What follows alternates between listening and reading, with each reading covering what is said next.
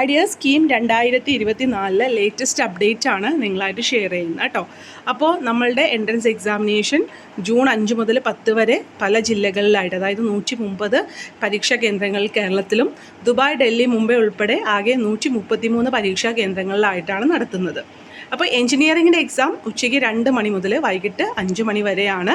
ഫാർമസിക്ക് മാത്രം അപേക്ഷിച്ചിട്ടുള്ള കുട്ടികൾ 10-ാം തീയതി ഉച്ചയ്ക്ക് 3:30 മുതൽ വൈകിട്ട് 5 മണി വരെ നടത്തുന്ന പരീക്ഷയാണ് എഴുതേണ്ടത്. അപ്പോൾ എഞ്ചിനീയറിങ്ങും ഫാർമസിയും അപ്ലൈ ചെയ്തവർക്ക് നിങ്ങളുടെ ആ ഒരു അഡ്മിറ്റ് കാർഡിലുള്ള ഡേറ്റ് എന്നാണോ അന്ന് ഉള്ള ടൈമാണ്, 2 മണി മുതൽ 5 മണി വരെയുള്ള ടൈമാണ്. അതല്ല നിങ്ങൾ ഫാർമസി അഡ്മിഷൻ മാത്രം എടുക്കാനായിട്ട് ആഗ്രഹിക്കുന്ന കുട്ടികളാണ് എങ്കിൽ നിങ്ങൾക്ക് 10-ാം തീയതി ആയിരിക്കും അഡ്മിറ്റ് കാർഡിൽ ഡേറ്റ് വന്നേക്കുന്നത്. അപ്പോൾ ആ 10-ാം തീയതി ഉച്ചയ്ക്ക് 3:30 മുതൽ 5 മണി വരെ നടക്കുന്ന പരീക്ഷയാണ് എഴുതേണ്ടത്.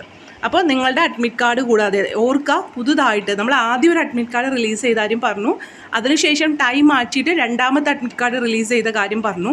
അപ്പോൾ ആ ഒരു രണ്ടാമത്തെ അഡ്മിറ്റ് കാർഡാണ് ഇപ്പോൾ നിങ്ങൾക്ക് നിങ്ങളുടെ കാൻഡിഡേറ്റ് പ്രൊഫൈലിൽ അവൈലബിൾ ആയിട്ടുള്ള അഡ്മിറ്റ് കാർഡാണ് നിങ്ങൾ ഡൗൺലോഡ് ചെയ്തെടുക്കേണ്ടത് കേട്ടോ. അപ്പോൾ അത് കൂടാതെ നമുക്കൊരു ID പ്രൂഫ് വേണം, നമ്മൾ തന്നെയാണെന്ന് അറിയിക്കാനായിട്ട്.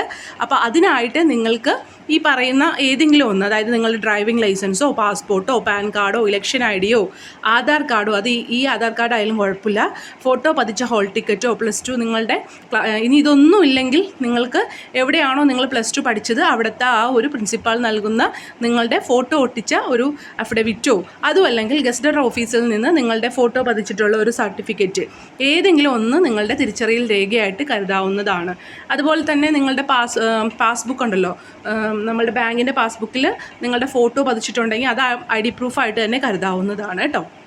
ഇനി പുതുക്കിയ സമയക്രമം രേഖപ്പെടുത്തിയ അഡ്മിറ്റ് കാർഡ് തന്നെ പരീക്ഷാർത്ഥികൾ പ്രവേശന പരീക്ഷാ കമ്മീഷണറുടെ വെബ്സൈറ്റിൽ നിന്നും ഡൗൺലോഡ് ചെയ്ത് പരീക്ഷാ കേന്ദ്രത്തിൽ ഹാജരാക്കേണ്ടതാണ്. അത് ഞാൻ നേരത്തെ പറഞ്ഞ കാര്യം തന്നെയാണ്. നിങ്ങൾ രണ്ടാമത് ഇപ്പോൾ നിങ്ങളുടെ കാൻഡിഡേറ്റ് പ്രൊഫൈലിൽ അവൈലബിൾ ആയിട്ടുള്ള നിങ്ങളുടെ ആ ഒരു അഡ്മിറ്റ് കാർഡാണ് നിങ്ങൾ എക്സാം സെൻറ്ററിൽ നിങ്ങൾ ഹാജരാക്കേണ്ടത്. അപ്പോൾ സമയം എങ്ങനെയാണ്? 5/6/2024 മുതൽ 9/6/2024 വരെയാണ് ഡേറ്റ്. അതിൻ്റെ എഞ്ചിനീയറിങ്ങിൻ്റെ ഫാർമസി എക്സാം എഴുതുന്നവരുടെ റിപ്പോർട്ടിംഗ് ടൈം 11:30 മുതൽ 1:30 വരെയാണ്. പക്ഷേ 11:30 തന്നെ ഹാജരാവാൻ ശ്രമിക്കുക. പിന്നെ എക്സാമിനേഷൻ ടൈം എന്ന് പറയുന്നത് 2 മണി മുതൽ 5 മണി വരെയാണ്. അപ്പോൾ നിങ്ങൾക്ക് ആ ഒരു 2 മണിക്ക് 15 മിനിറ്റ് മുമ്പ് മോക്ക് ടെസ്റ്റ് അവൈലബിൾ ആയിട്ടുള്ള കാര്യം പറഞ്ഞിട്ടുണ്ടായിരുന്നു. ഇപ്പോൾ നിങ്ങൾക്ക് എല്ലാവർക്കും ട്രയൽ ചെയ്യാനായിട്ട് നിങ്ങളുടെ പ്രൊഫൈലിൽ ഓപ്ഷൻ ഉണ്ടല്ലോ, അപ്പോൾ നിങ്ങൾക്കത് ചെയ്ത് നോക്കാവുന്നതാണ് കേട്ടോ. വീണ്ടും ചെയ്ത് നോക്കുക. അപ്പോൾ അതിനെപ്പറ്റി എന്തെങ്കിലും നിങ്ങൾക്ക് കൺഫ്യൂഷൻ ഉണ്ടെങ്കിൽ നമുക്ക് കഴിഞ്ഞ ദിവസം അതിനുള്ള നമ്പേഴ്സ് നമ്മളുടെ എൻട്രൻസ് കമ്മീഷണർ തന്നിട്ടുണ്ടായിരുന്നു, അത് നമ്മൾ വീഡിയോ പറഞ്ഞിട്ടുണ്ടായിരുന്നു. അല്ലെങ്കിൽ നിങ്ങളുടെ പ്രൊഫൈലിൽ നിങ്ങൾക്ക് ആ ഒരു സിയുടെ വെബ്സൈറ്റിൽ അവൈലബിൾ ആണ്, നിങ്ങൾക്കത് നോക്കിയിട്ട് വിളിച്ച് കൺഫ്യൂഷനൊക്കെ തീർക്കാവുന്നതാണ് കേട്ടോ.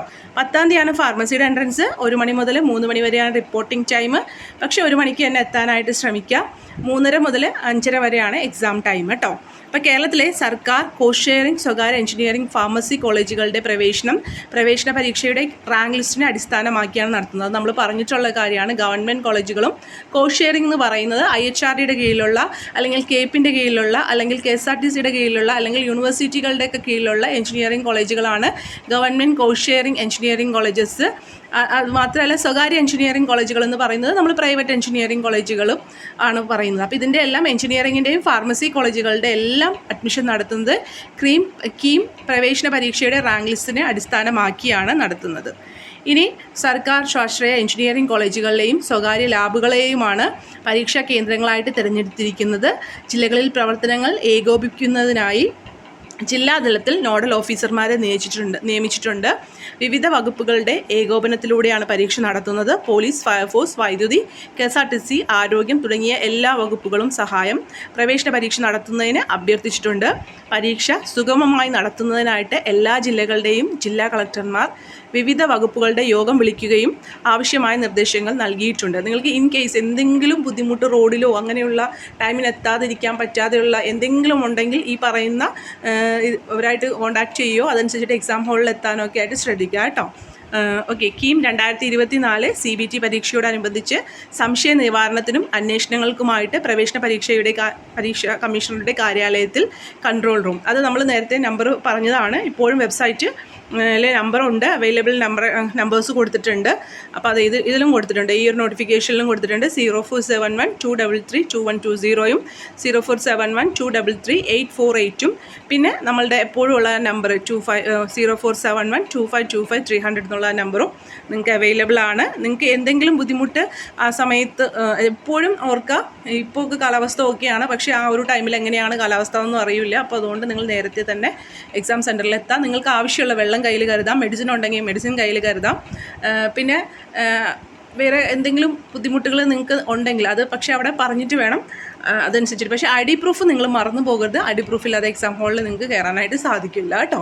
അത് നിർബന്ധമായിട്ട് ഈ പറഞ്ഞിരിക്കുന്ന ഏതെങ്കിലും ഒരു ഐ ഡി പ്രൂഫ് എടുക്കണം. ബയോമെട്രിക് വെരിഫിക്കേഷനും കഴിഞ്ഞിട്ടായിരിക്കും നിങ്ങൾക്ക് എക്സാം ഹാളിൽ എത്താൻ കഴിയുക. എക്സാം ഹാളിൽ എത്തിയിട്ടുണ്ടെങ്കിൽ നിങ്ങൾക്കൊരു 15 മിനിറ്റ് മോക്ക് ടെസ്റ്റ് അവൈലബിൾ ആക്കുന്നതിനെ പറ്റി ആദ്യത്തിൽ പറയുന്നുണ്ടായിരുന്നു. ഈ നോട്ടിഫിക്കേഷനിൽ അത് പറഞ്ഞിട്ടില്ല, പക്ഷേ അങ്ങനെ ഉണ്ടായേക്കാം. അപ്പോൾ അതൊക്കെ നിങ്ങൾ അവിടെയുള്ള ആ ഒരു ഇൻവിജിലേറ്റർ എന്താണോ ഇൻസ്ട്രക്ഷൻ തരുന്നത് അത് ശ്രദ്ധിച്ച് കേട്ടിട്ട് അതുപോലെ കാര്യങ്ങൾ ചെയ്യാം. നിങ്ങൾക്ക് എക്സാം ഹാളിൽ എന്തെങ്കിലും അങ്ങനെ ബുദ്ധിമുട്ടുകളൊന്നും ഉണ്ടാവില്ല. പക്ഷേ നമുക്കറിയാമല്ലോ നെറ്റ്വർക്ക് ഒക്കെ ഒത്തിരി ഇതാണ് അല്ലേ. അപ്പോൾ മഴയൊക്കെ ആകുമ്പോൾ സമയത്ത് ചിലപ്പോൾ അങ്ങനെ ആവാനോ എന്തെങ്കിലുമൊക്കെ സാധ്യതകളുണ്ടാവും. അപ്പോൾ അങ്ങനെയുള്ള എന്തെങ്കിലും ബുദ്ധിമുട്ടുകൾ നിങ്ങൾക്ക് എക്സാം സെൻറ്ററിൽ സാങ്കേതിക ബുദ്ധിമുട്ടുകൾ നേരിടുന്നുണ്ടെങ്കിൽ നിങ്ങൾക്ക് ഇൻവിജിലേറ്ററിനെ അറിയിക്കാം. അതനുസരിച്ചിട്ട് നിങ്ങൾക്ക് സൗകര്യങ്ങൾ ചെയ്തു തരുന്നതായിരിക്കും കേട്ടോ. അപ്പോൾ പേടിക്കാതെ പോയി എക്സാം എഴുതാം, നന്നായിട്ട് പ്രിപ്പയർ ചെയ്യുക. പിന്നെ ഒരുപാട് ടൈം നിങ്ങൾക്ക് അറിയാത്ത ക്വസ്റ്റ്യൻസിൽ ഒരുപാട് ടൈം നിങ്ങൾ വേസ്റ്റ് കളയേണ്ട, നോക്കിയിട്ട് ആൻസർ ഉറപ്പുള്ള മാത്രം എഴുതിയൊക്കെ നന്നായിട്ട് പോവുക. നിങ്ങൾക്ക് ഇന്നത്തെ മലയാള മനോരമ പേപ്പറിൽ കുറേ ഇൻസ്ട്രക്ഷൻസ് അതിൽ കൊടുത്തിട്ടുണ്ട്. നിങ്ങൾക്ക് വായിക്കാൻ പറ്റുമെങ്കിൽ അത് വായിക്കാം. നിങ്ങൾക്ക് അതിൻ്റെ വീഡിയോ വേണമെങ്കിൽ പറഞ്ഞാൽ മതി, അത് ജസ്റ്റ് ഞാൻ വായിച്ചു തരാം. അല്ലെങ്കിൽ നിങ്ങൾ എല്ലാവരും ആ ഒരു ഇൻസ്ട്രക്ഷൻസൊക്കെ ഒന്ന് നോക്കുക കേട്ടോ. നിങ്ങളുടെ കസിൻസിൻ്റെ ഇപ്പോൾ നിങ്ങളുടെ വീട്ടിൽ ആ പേപ്പർ അല്ലെങ്കിലും മറ്റൊരു വീട്ടിലുണ്ടെങ്കിൽ അത് നോക്കിയിട്ട് ഒന്ന് അയച്ചു തരാൻ പറയുമോ, അല്ലെങ്കിൽ നിങ്ങൾ തന്നെ ആവശ്യപ്പെടുകയാണെങ്കിൽ ചെയ്യാം. എല്ലാവരും കിട്ടുന്നതാണല്ലോ എന്ന് വെച്ചിട്ടാണ് ഞാനത് ചെയ്യാതിരുന്നത്. അപ്പോൾ അതിൽ കുറേ ഇൻസ്ട്രക്ഷൻസ് കൊടുത്തിട്ടുണ്ട്. നിങ്ങൾ ജസ്റ്റ് അതൊക്കെ ഒന്ന് വായിച്ചു നോക്കുക. കൂളായിട്ട് പോയിട്ട് എക്സാം ചെയ്താൽ കേട്ടോ. വീഡിയോ ഇഷ്ടമെങ്കിൽ ലൈക്ക് ചെയ്യണേ. Take care. Thank you.